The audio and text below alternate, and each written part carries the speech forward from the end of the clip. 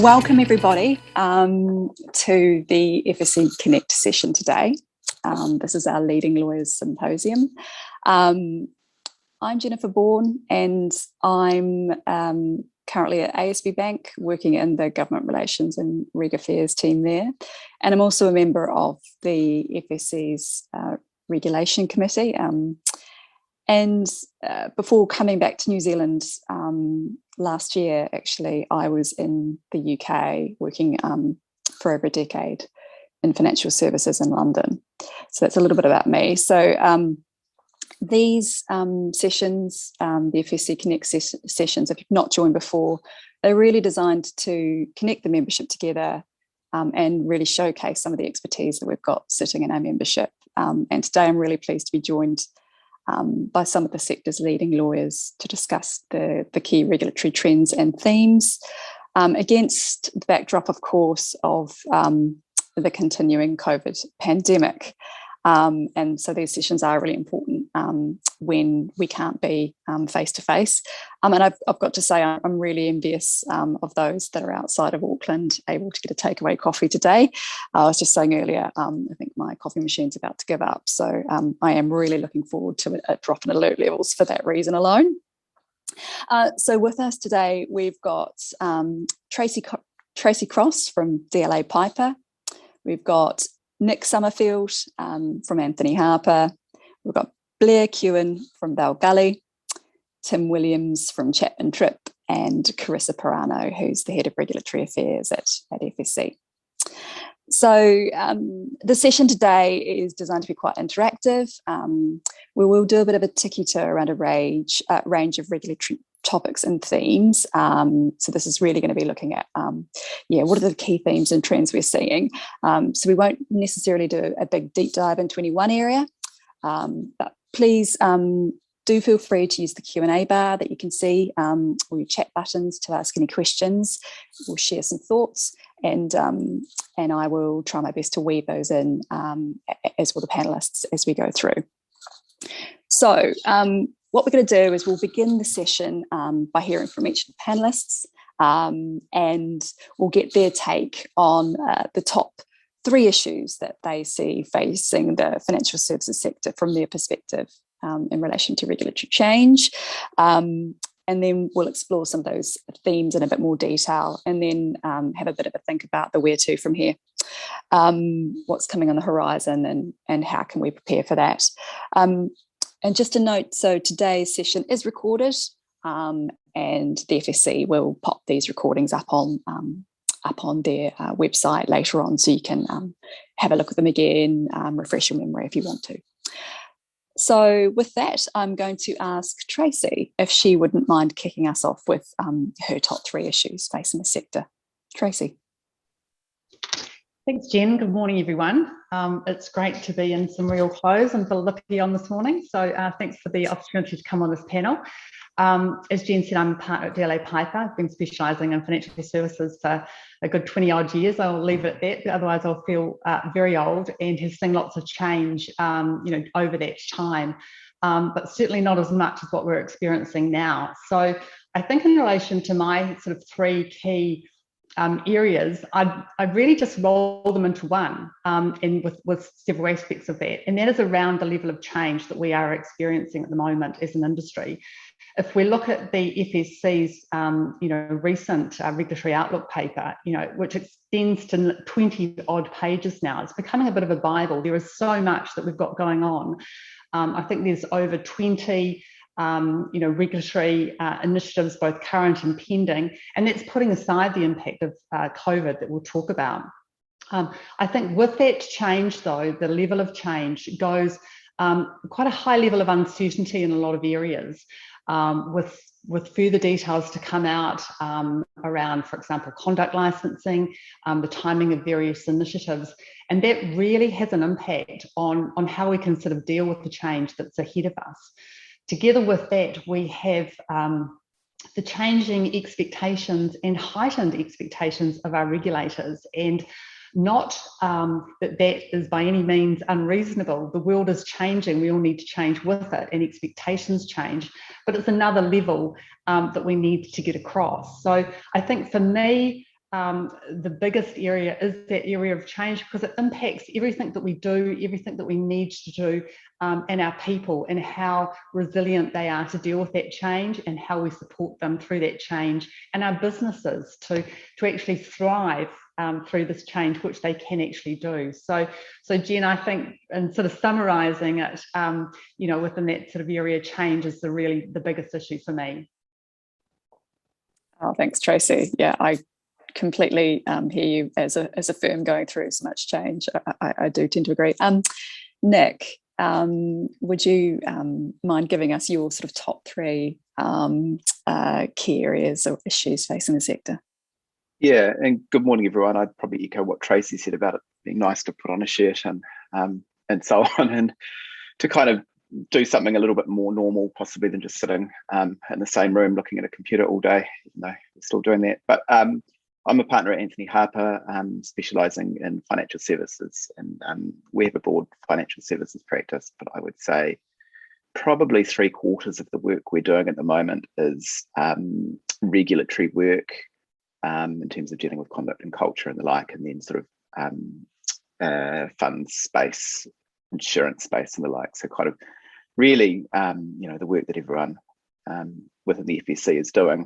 To me, I do have 3 points. The first point is the same one actually that Tracy had, and that's around balancing the weight of regulatory change. You know, there's a huge amount of stuff happening at the moment, more than I can remember really in my whole time practicing. And everyone's got limited time and resources to keep on top of things. It's hard to do it all. It's hard to keep track of what's happening beyond the things that are immediately in front of you day to day. Two particular issues, I guess, drilling down into that. First one is conduct and culture, which won't be a surprise to anyone on the call. And that's both, you know, the thematic focus on it we've had in the last couple of years, and then moving forward to COFI reforms and conduct licensing. And my second top issue is climate change, and that's thinking specifically about climate-related disclosures, but also going beyond that and thinking, you know, how as a business you'll respond to changing market expectations and managing those climate change risks. That's me. Thanks, Nick. Blair, your thoughts? Yeah, thanks, Jennifer, and kia ora, everyone. I was wondering whether the comments around wearing good clothes have been a slight dig at me, because I feel somewhat underdressed compared to the panel. But not at all, Blair. I'm a litigation partner at Bell Gully, specialised in financial services and financial crime, so probably approaching some of these issues from a slightly different perspective. So grateful for the opportunity to inject a healthy dose of litigator pessimism and risk aversion into the discussion. I mean, my background, like Jennifer's, has fairly healthy roots in the UK, where I spent what sort of felt like a sort of full regulatory cycle, assisting financial institutions with sort of contentious financial or contentious regulatory issues, and having felt like we've seen the sort of full extent of the regulatory cycle over there with the Parliamentary Commission on Banking Standards, some reasonably high-profile enforcement actions around PPI, LIBOR, FX, and then the introduction of sort of senior management accountability regimes. I suppose the key issue on sort of my radar is really the extent to which the New Zealand experience imitates or reflects that. It feels as though where we currently sit may very well be at the sort of beginning of that cycle. We've seen some reasonably high-profile regulatory enforcement actions of late. We're dealing with considerable amounts of regulatory change. So the top issue that I'm grappling with is really anticipating the direction of that change, in particular the enforcement overlay that goes with that. And also in that context, seeing how clients and firms in anticipation of change are sort of operationalizing concepts of good conduct and good customer outcomes, while still trying to sort of future-proof their systems and controls against, you know, prescriptive regulation. So that's really my sort of take on where matters stand: regulatory change like the others, but also seeing an increase in enforcement overlay to that. Thanks, Blair. And yeah, you talking about some of the sort of the UK experience and what we might see over here is I've been really struck by what's come here and what's sort of how much of that reflects what's happening in the UK or has happened. Tim, would you like to give us a flavour of where you're thinking the top three issues are? Yeah, sure.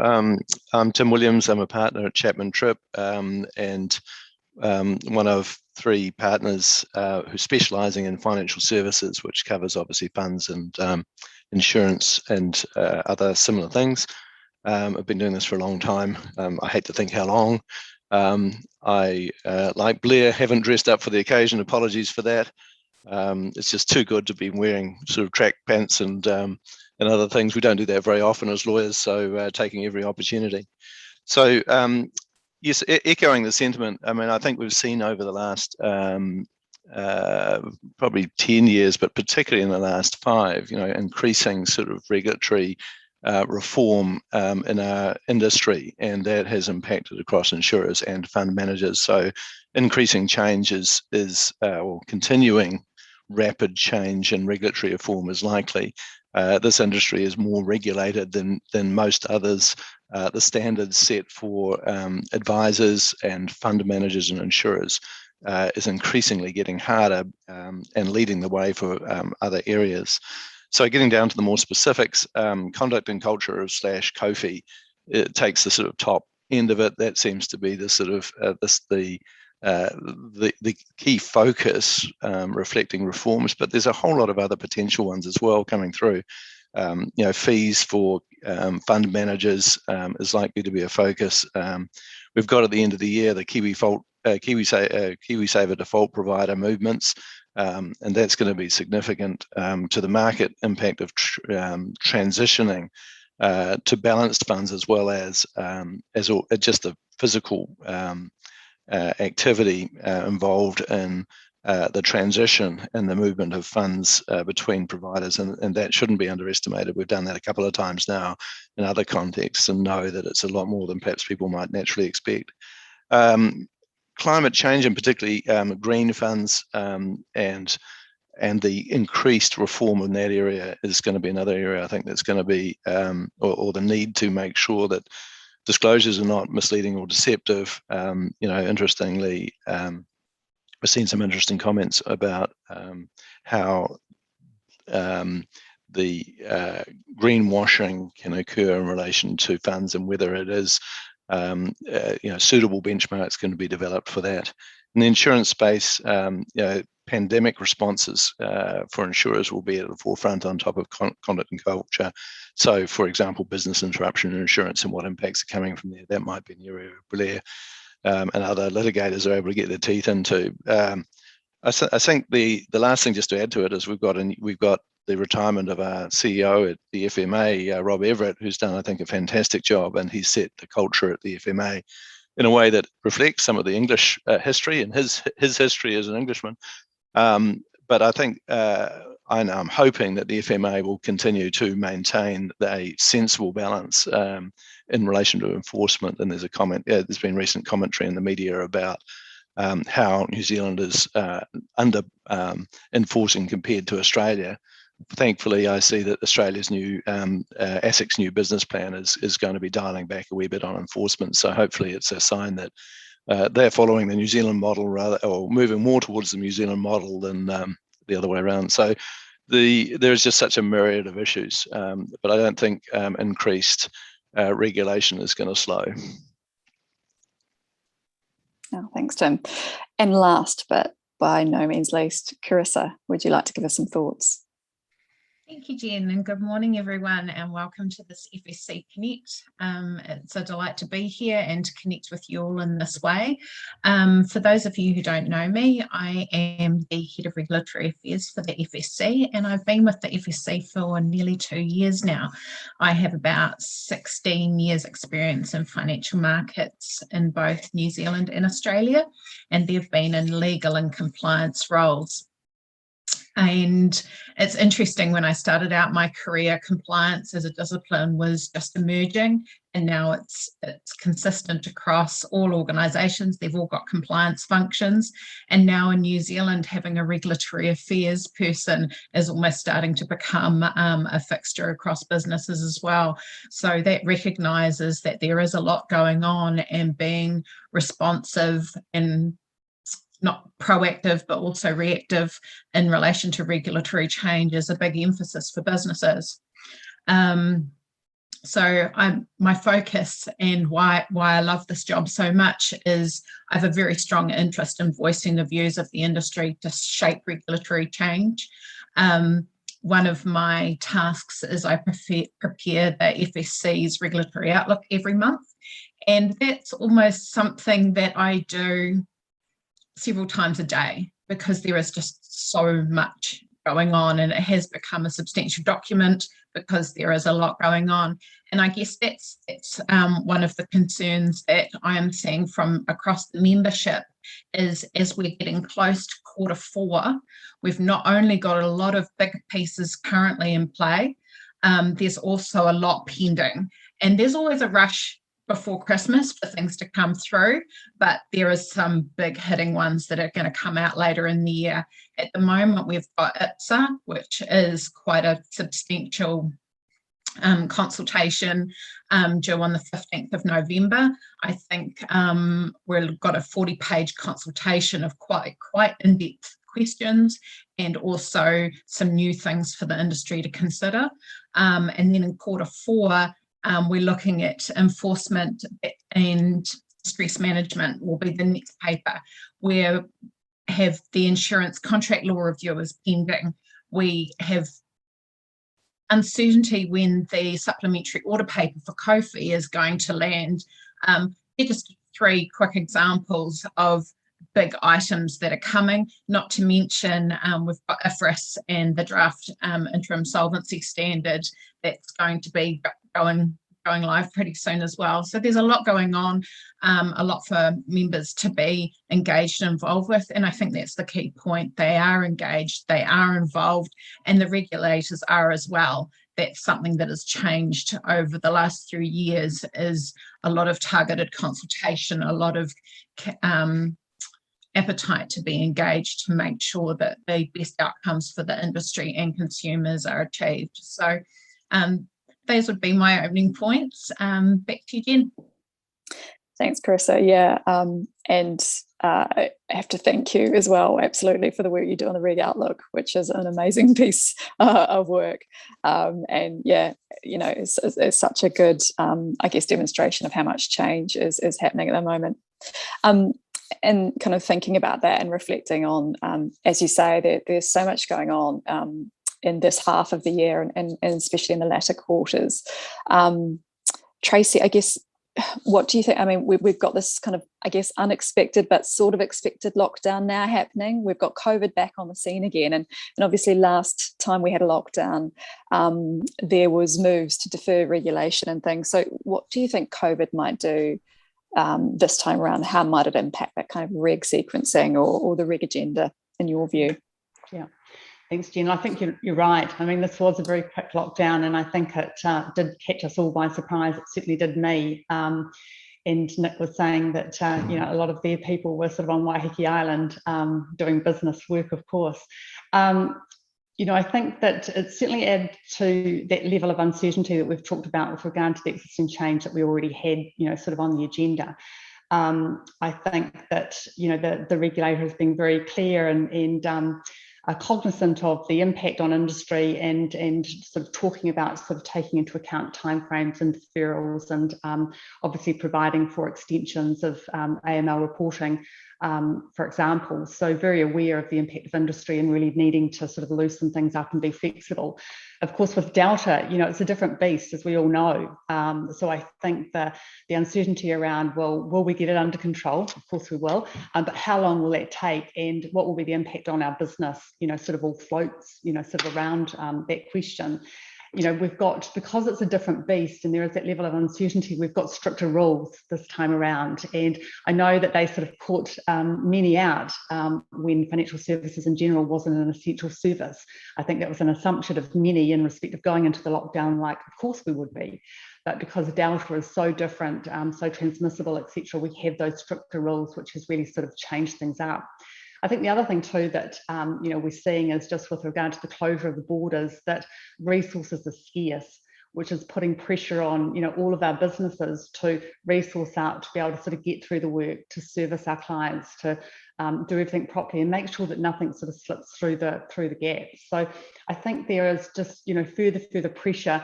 And the focus on mental well-being that has been mentioned several times is coming to the fore. I think that we've learned some lessons first time around. There are new lessons being learned at the moment, and we need to stay sort of vigilant and flexible, working with our regulators and really keeping them abreast of what we're seeing in the industry and the issues that are arising. Thanks, Tracy. Tim, I mean, would your reflections be the same as Tracy's? This does feel a little bit, I guess, different this time around. What are you seeing, I guess, in this? What are the issues you're seeing this time around? I guess it's still early days, but have you seen something similar to Tracy? Is there sort of this more of a focus on the mental well-being is really at the forefront this time for businesses? What's your sort of take on that? It's interesting, isn't it? Because in a way, there's less worry than the first one, the first lockdown, because we've done this before. And so I'm seeing more calmness. I was talking to a building manufacturer the other day, and he said, look, I'm just now able to deal with it so much better than I was before because we've done it before, we came out of it well. There's some interesting commentary just recently about how whether we're going to be able to do this without and house prices and perhaps the considerable government adding to the liquidity of funds, because a lot of that's already been done. And so whether we're going to get the same outcome, even though that seems to be people's expectations, but whether it is actually going to turn out the same, and Tracy's right with the point about Delta is different. But we've seen the typical sort of responses from regulators. It hasn't captured quite the same degree of attention around things like hardship withdrawals for KiwiSaver. Because we've done this before, we're not getting quite the same emphasis. AML certifications and how to deal with that, same, everyone's going through that again. And again, delays to some of the regulatory things, and just things to look out for is there's discussion that hasn't been decided yet about the delays to the 1 October triple CFA amendments. And we're watching with bated breath as to whether that's going to be deferred. Conduct and culture responses to the FMA, RBNZ, the reasonably regular responses, which are due on the 31st of August, were pushed out till September. So that's been actually all helpful. So similar sort of responses now, and everyone's just waiting anxiously for the numbers to decline as the trend's starting to seem to show, which is really key for Auckland. And for the rest of the country, hopefully this is feeling like a reasonably short sort of stop, and business is going to return for usual. And the last point about it is, I just think that the good thing in the financial services sector is we've found that we can do a lot from home. So I think we've seen more activity through lockdowns almost than we have at other times, because people have been so successful at transitioning and dealing things electronically. And in fact, some people have stayed home in the interim. And a number of our clients now are more regularly on Zoom, and Zoom has become part of the everyday life. So things are changing as always. And so, I think that would be my sense of it, that things are a wee bit more familiar than they have been in the past in these things, and hopefully it'll take down the anxiety and maintain well-being as we go through this. Well, thanks, Tim. You mentioned there sort of briefly kind of conduct and culture kind of aspects flowing through this still, and I thought it would just be good to pick up or dig into that theme a little bit. So obviously we've seen, as people have said before, sort of a real focus on conduct and culture. I mean, this, for me, no surprise coming from a UK background, that we would start to see more moves in the space here, and obviously, triggered by the Royal Commission over in Australia, and then, regulatory reviews here about how well the FS sector is doing to ensure good customer outcomes and things like that. So, Nick, I wonder if you could give us your thoughts on how you feel we're tracking on that as an industry, and how the market's adjusting to this kind of real focus now on, what's your conduct and culture like? It's permeating everything we do, really. Would you mind giving us a bit of a sense of how you think we're going? Yeah, I mean, look, it's been huge, hasn't it? It's been a big deal for the last sort of 3 or 4 years, and I mean, will continue, I'm sure, to be a big deal. And a huge amount of work has gone in across the board. I guess possibly more at the larger end of town, particularly life insurers and banks. But everyone is now aware of conduct and culture. As I say, huge investment has gone into responding to those reviews and new systems, and we're seeing organisational change with a much greater focus on conduct, roles in organisations and managing that. There's probably still more to do. I guess the general and health review makes that point nicely. But I think, I've seen a real shift of mindset.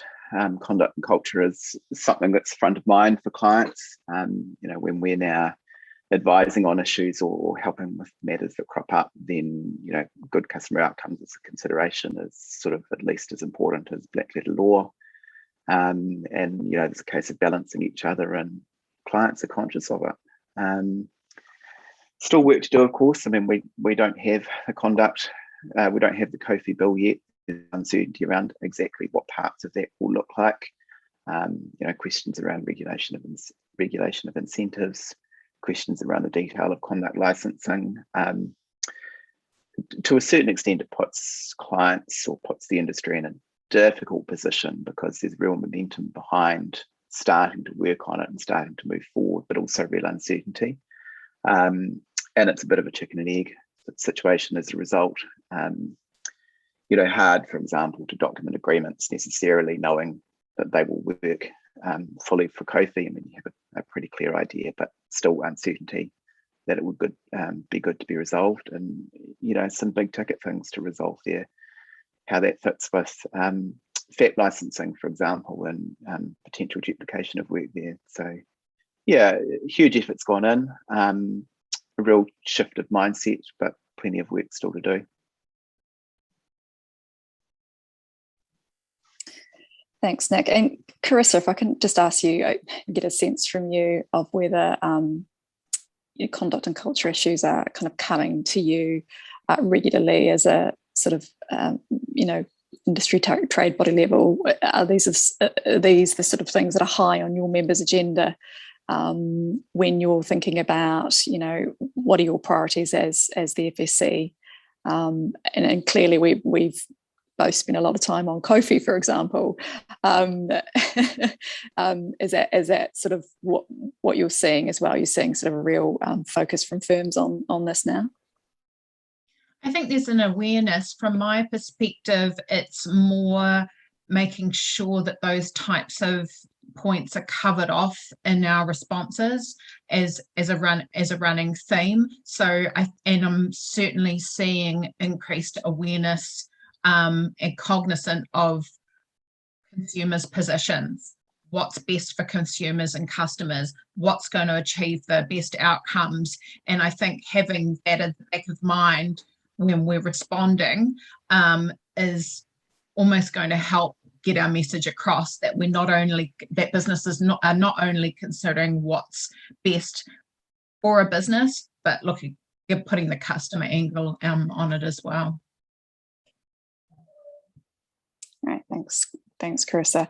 Carissa, I can see you've popped something in chat there, and we might carry on with that theme. So I guess the question is, how would you advise businesses? And I guess we'll put this to panelists, and one of you can sing out. What would you advise businesses to do to sort of start to prepare for COFI?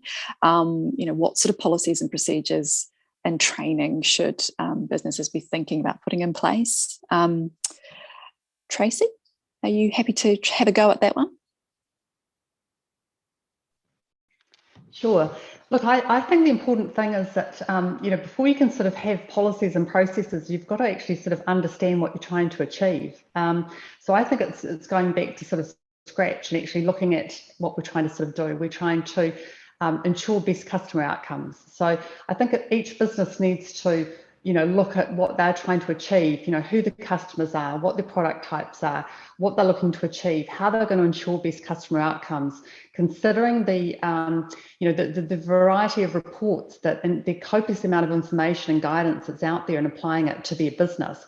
And from there, then you start sort of building up the layers to ensure that you sort of comply or achieve those objectives by having appropriate policies, by having training, by, getting sort of advice as required, by really sort of going through all of those sorts of measures. One thing that I would say is that, just because you're not a bank or a life insurer or a non-bank deposit taker doesn't mean that this is equally applicable to everyone in the industry. And I know that, financial services, we're governed by the FMCA, there is conduct based there, but we have this different sort of conduct expectations sort of moving in the COFI space. So we need to make sure that we sort of keep on top of all of the expectations, and we're proactively looking at these things from our business perspectives and dealing with them proactively rather than sort of waiting to be told what to do by the regulator. So that would be some sort of comments that I would make. Thanks, Tracy. I'm going to take it a little bit wider now. So we've had fairly recently anyway, the Reserve Bank's statement of intent out, and we've had the FMA's annual corporate plan, which sort of all pre-lockdown and all against the kind of the backdrop of a fairly strong economic recovery as well. Tracy, I'm going to come back to you again, but then go to Blair, I think. So if I can sort of start and ask you, what were your takeaways as the key areas of focus from the FMA, the RB, and also from what we're seeing out of the Council of Financial Regulators, who obviously now have their own dedicated website and so on, that you're seeing, and just your reflections on that. And then I'll come to Blair, I think, and just try and get a bit of a sense of how does this sit and fit in with the sort of the global perspective, I guess, and what that looks like compared to other countries. So Tracy, again, if I come back to you for a little bit and then off to Blair. Sure. I guess, what I'm saying is a lot of it we've talked about already, the focus on conduct and governance, the focus on ensuring, consumers understand financial services and have access, sort of to good advice, together with, there's climate change and sort of fintech aspects as well. So, they're looking at, the issues that we've got in the industry. And I think for me, the key is that they're looking to come together and to collaborate and to get some consistency across their approaches, which I think has got to be good for the industry. Also, with regard to the council, it gives us the opportunity to go to, one spot, hopefully, to sort of reach all of the regulators. So I think that that's an important move for the industry, to try and get some, appropriate consistency to how do we deal with all this, regulation that we're going through.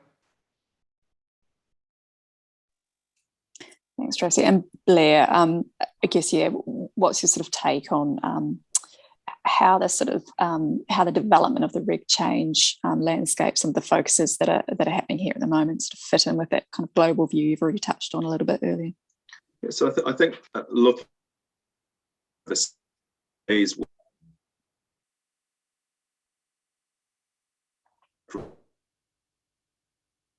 I think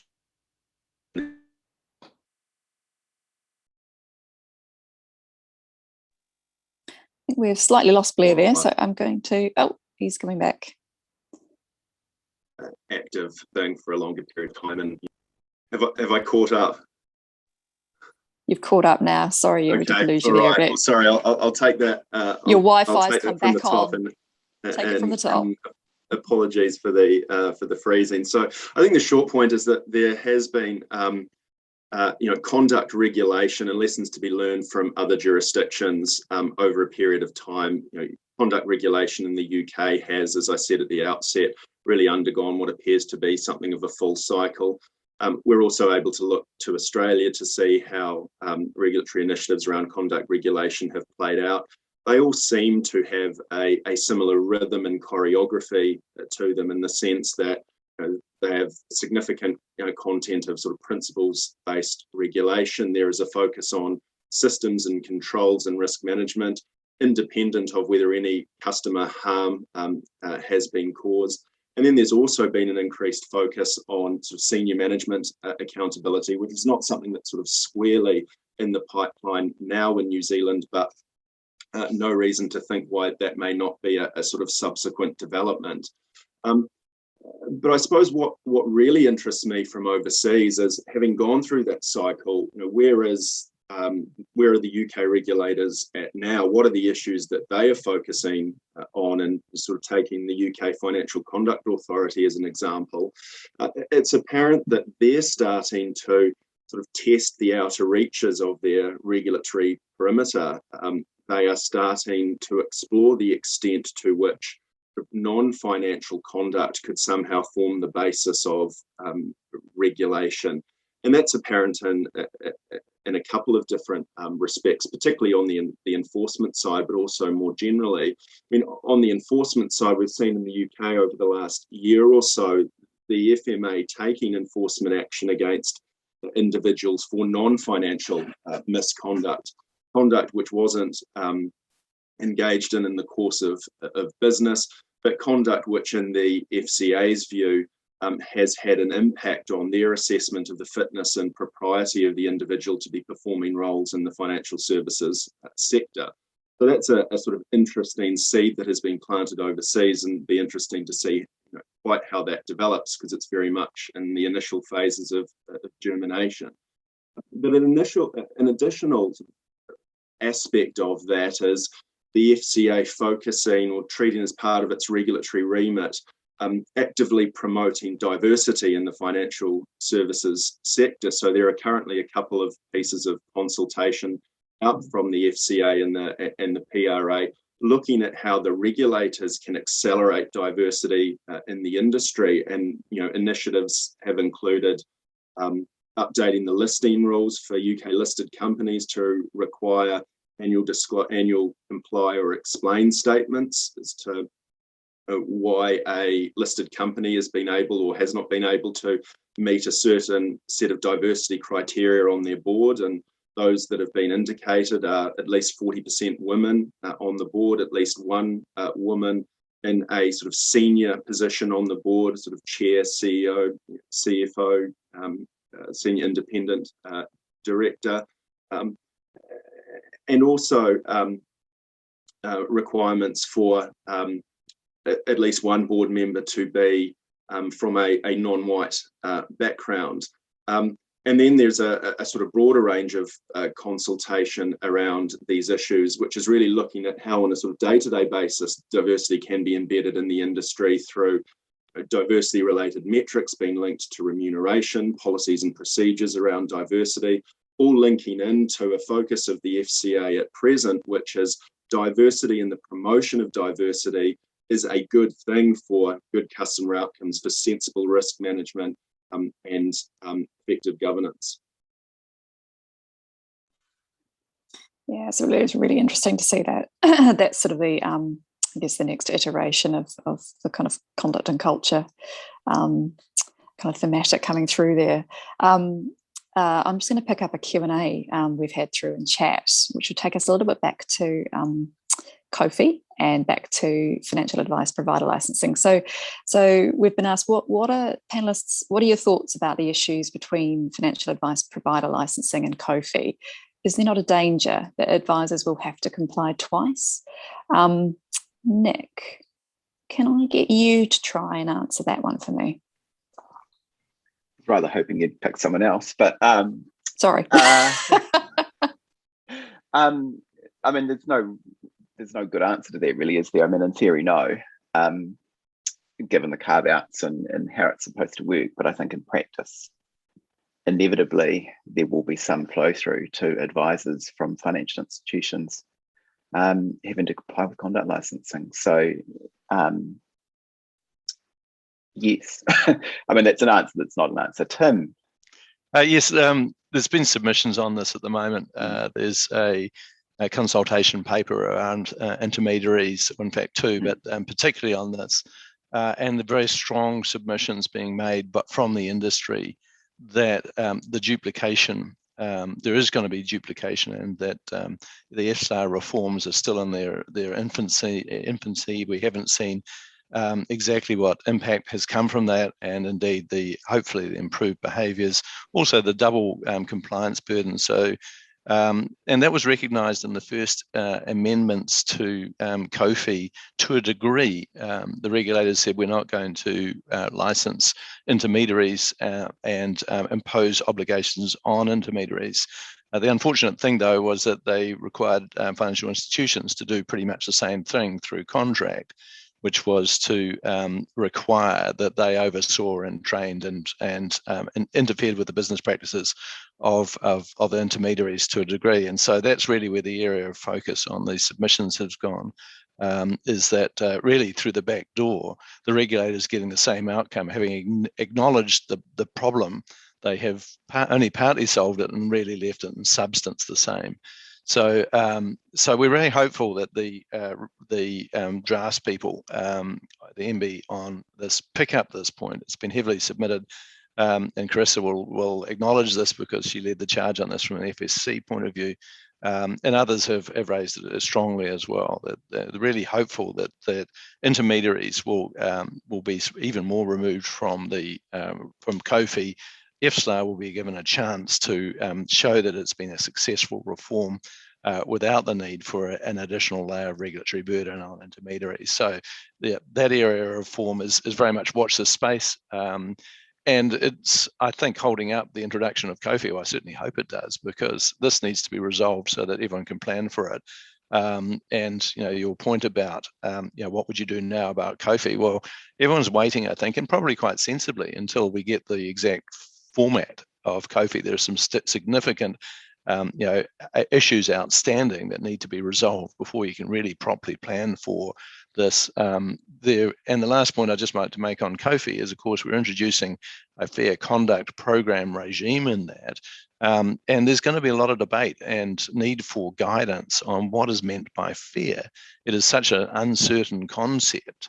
There's some things that are clearly fair, some things on the border that may be debated, and whether it strikes the right balance between the needs of customers and the needs of financial providers is still an open question. So there's a lot of reform in that area, or developments in that space, which will keep us entertained for, I think, into next year, even if the legislation does get passed in this year's timetable.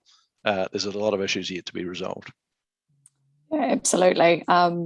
And yeah, as part of the FSC team who helped do that COFI submission, I absolutely agree that there's still a lot to be resolved there.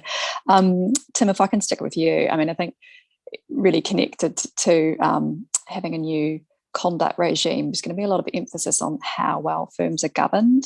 And so obviously we've got this joint governance thematic coming up, which should be any day now.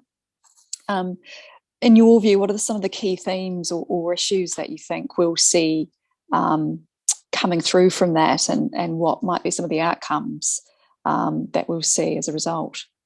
Yes, no, I mean, governance from the top has already been a very strong theme within conduct and culture, and the process that the RBNZ FMA has been running for the last few years has put an emphasis on the fact that culture is developed from the top. So I think we'll see just continue that being perhaps brought into and given support through legislation, because of course at the moment a lot of the conduct and culture things have been a very successful program being run influencing business without the support of regulatory teeth. And I know that the regulators are keen to get that support, but in fact, from what we've seen, huge amount of change being led from the top, from organisations, and taking on board the criticisms that have been raised through the Australian Royal Commission and from offshore, and making sure that New Zealand does live up to the expectations that Rob Everett raised, that New Zealand is different and the problems offshore haven't been so evident here. that's all, I think, been a very positive response from the FMA and Rob particularly in leading that. But coming back to your point about governance, there will be continual pressure on boards to demonstrate that they are following processes that lead to good customer outcomes, and ensuring that the organisations that they lead are responding and being seen to respond. And that word demonstrate is another one I keep coming back to. Is it may be behaviours were leading to good outcomes, but now more and more it's the need to demonstrate through records and processes and procedures and controls that in actual fact the business is going to deliver those outcomes. And so that will be, I think, part of what the expectations around boards is, that they have got their systems in order and their processes in order. Yeah, absolutely. And I really recall as I was leaving the UK, I mean, one of the debates happening there at that point was, how do we measure how well our firm's culture is going? So how is it improving? And how do you actually measure that was one of the new challenges, because it's not like you can put a number on it in terms of how good your culture is. So it was one of the things we were seeing sort of coming through. How do you grapple with that? And particularly as a board, I mean, what sort of metrics will you set yourself? So yeah, it's all really, really interesting stuff. Blair, if I can ask you now just to have a bit of a reflection on one of the areas that we keep a really close eye on for learnings, which is when we see public enforcement action from regulators. So there's been some fairly high profile cases in recent weeks, without naming names. And I guess the question is, what can we as firms take from this, and what should businesses really be considering as a result of these enforcement actions? Yeah, so I mean, I think those sort of recent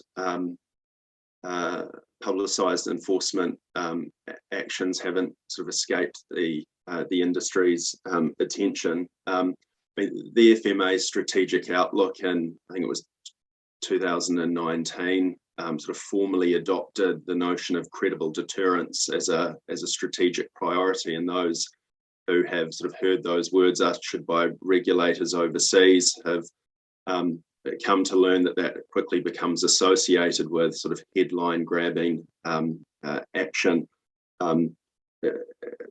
partially sort of designed in order to send messages both sort of specifically and more generally. And sort of already we have seen a few examples of that. I think that the sense I get is that the regulators have identified that they do have a regulatory toolbox, that toolbox is expanding, and there is an appetite to use it. And I think as Tim identified, POFI will add even more teeth if enacted in its current form, because it will sort of give powers to intervene and take action in relation to systems, controls and management of risk, regardless of whether that risk actually materialises in an adverse way. I suppose an obvious point which emerges from these recent public actions is that sort of self-reporting and fully remediating issues, breaches, does not immunise an institution from enforcement action. Supervision and enforcement are two separate creatures. And I think this does have potentially important consequences or flow-on effects for how institutions engage with their regulator, how they engage with supervision, how they engage with enforcement. I mean, I suppose it is this, when I returned from the UK, I was struck by the constructive and quite open relationship that a lot of institutions enjoyed with their regulators. By contrast to sort of my experience, where lawyers gathered in war rooms to put together sort of detailed scripts before going to the FCA with the reporting of an issue, and that wording was very tightly negotiated and the engagement was very guarded. I saw a different picture unfold here, and I saw that as carrying some very healthy benefits, because you had regulator and regulated institution proactively and constructively trying to work through issues. And I think it would be a real shame if the enforcement overlay was to stifle that sort of engagement and lead to defensive disclosures, guarded engagement, and sort of, very strong reflection on whether issues do need to be brought to the attention of the regulators. Because unlike overseas, there are relatively limited legal obligations to disclose. To an extent, disclosure operates on a goodwill basis, and I think it would be a real shame if that was to be undermined. Absolutely, yeah. Excuse me. Yeah, absolutely, Blair. I think that's a really, really good point. I wanted to, and I'm conscious of time, we've raced through a lot of topics here, but I really did want to touch a little bit on the innovation that we're seeing in the financial services sector.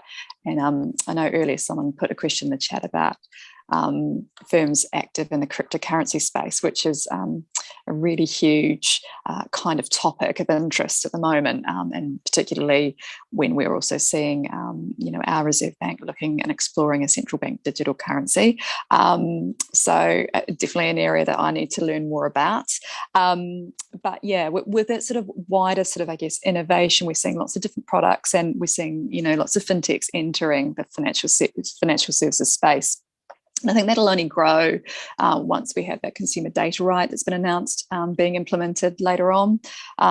It's got a real potential to offer great choice and competition for customers. But I guess what do we need to watch out for? What are the watch outs, particularly when we see some of the overseas experiences? And I'm thinking, the GameStop example for inexperienced investors and so on. Nick, is that something you wouldn't mind picking up for me and observing on? Yeah, I think we need to celebrate the innovation, really, and that's innovation both from new products and new things that all of us are learning about blockchain and cryptocurrencies and things that 5 or 6 years ago didn't mean much to anyone. But also innovation in the current market. We saw earlier in the week a zero fee KiwiSaver fund. That's pretty neat from an innovation perspective, and I think it's neat that stuff like that's happening when we're all stuck at home, coming back to this whole COVID issue we're grappling with. To me, it's about having an environment that balances innovation with consumer protection or good outcomes, and makes it as easy as possible for these new and exciting and interesting things to happen, but also keeps a watching brief on the issues that can raise. And I saw there was the question which Chris has answered around balancing that, and I'm not sure there's a perfect answer to that. It's something that weighs on all of our minds, I think. I'm sure all the other lawyers in the panel and those participating will be helping clients with these things, and they come to us not really speaking our language, not understanding what regulation is, but with an idea, and it's pretty cool to be able to help achieve some of that. Oh yeah, thank you, Nick. Yeah, I think that's a great reflection. I wanted to just do, I guess, a little bit of a wrap up, and ask you all to give me a bit of a reflection. So the question I've got, and I'll start with Carissa, if that's okay. If you had a crystal ball, what do you see on the regulatory agenda in 3 years' time? Assuming we may all still be as well impacted by COVID, potentially still with some closed borders maybe. But what do you see really staying on or emerging on that regulatory horizon in that time period? Wow, given the scope of the reg outlook, where would I even start? But I would like to say that and it's a whole nother subject matter, the cyber concern at the moment is huge, particularly given COVID. There's recently been an international treaty examination of the Council of Europe Convention on Cybercrime. We will be seeing legislation come to Parliament. That has been acknowledged by the Justice Committee. So if you haven't got resilience measures in place in your business, not only insurance, but all the way down to the ground level and training, I think, yeah, that would be something that I think businesses need to be across and will only grow in emphasis. We are all aware of the health board and the regulators that were hit because of the public awareness they received. There has been a large amount of financial organisations that have been targets of cybercrime, which we don't hear about. The numbers are quite alarming, not only in New Zealand, but of course internationally as well. So I just wanted to drum that home yet again, that is a concern, and measures you should be looking at measures in that space before the regulators roll out legislation there. Absolutely, Carissa, and it's a really, really salient point. Tracy, same question. If you had a crystal ball, what would you see on the reg horizon in 3 years' time? No matter a crystal ball or a wish list, maybe less regulation. Yeah. But we'll still be talking conduct and culture, but I'd really like to see that actually ingrained in businesses, because it's the right thing to do and to focus on, rather than being sort of dictated to through regulation. I think that picking up that earlier point around the relationship with the regulator, I think that's going to be really, really important, that we maintain the benefit of what we've had, that open, collaborative relationship, so that we can actually work to strengthen the industry in all these new areas of innovation that we'll need to work together to actually make a success. We need to be nimble, flexible. We're going to have further change, and who knows where COVID goes. So we really do need to work together because it's right, not because we have to, because we're slapped around the ears or we're dictated to by legislation. Thanks, Tracy. Blair, we can get a bit of a take, especially considering the sort of the UK experience you've got, and I think in particular a reflection around, as we just had a question come through, how do you think we'll be advancing in terms of what good customer outcomes means, given that the UK are a little bit ahead of us in this space? They've got lots of guidance, lots of rules, and it really is more of a, it really is more well established there in terms of how firms think about it.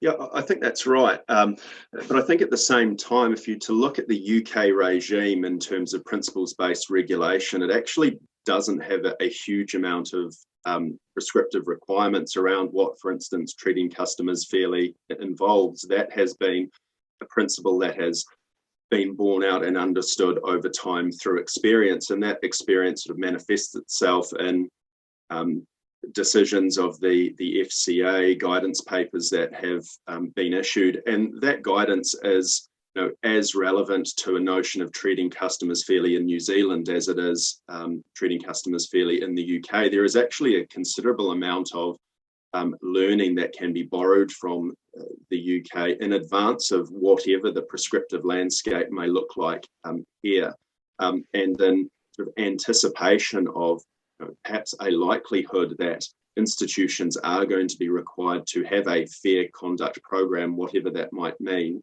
and have to comply with the principle of treating customers fairly. There may very well be benefit in having an eye on what that experience has been with treating customers fairly in the UK. There are a number of consultations that can be borrowed in terms of incentives, other aspects of good conduct programs, which could certainly be borrowed and adapted as necessary. Brilliant. Thank you, Blair. And Nick, really quickly, your sort of crystal ball reflections. Yeah, I mean, looking forward, I think greater emphasis on enforcement. Like the other panelists, I'd like to see that a bit more balanced, bearing in mind, how we've got to where we have with positive relationships with regulators. And I'm not sure it's 3 years, but it might be 5 or 8. I mean, I think we'll end up in a position where we just have a general kind of NZ financial services license like in Australia, tidy it all up, and bring those areas that aren't regulated in now. But, that'll be kind of longer term, I think. Thanks, Nick. And finally, Tim. Yeah, I think the seeds of what we'll see in 3 or 4 years are well planted now, and with the regulatory reforms we see in the offering, they will then be being implemented. So I see a continuing trend towards a more regulated financial services market. Unfortunately, I'd like to see, in the wish list front, compliance not crowding out innovation. And that's been my experience most of all over the last 5 years, is innovation has been parked in return for compliance objectives. And I think that's a sad outcome, but I can't see that trend changing. We'll have had a new CEO at FMA for a while, and hopefully the trend that Rob has led will continue forward, and there will be sensible engagement between regulators and the market. Thank you, Tim. So I want to close now by just thanking all of the panelists for what's been a really, really good discussion. I've learned a lot, and I hope the viewers have found this useful too. So just remains to wish you all a really lovely rest of your Friday and stay safe. Thank you.